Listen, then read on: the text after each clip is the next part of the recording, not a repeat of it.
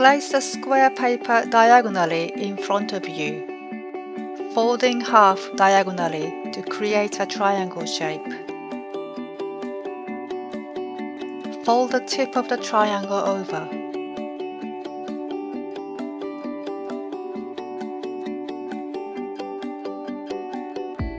Fold the bottom right corner upwards.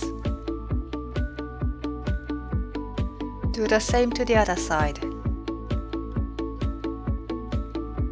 Flip the shape over.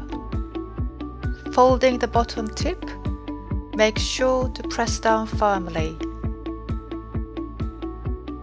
Now, let's create the mouth of the cat by folding the tip downwards.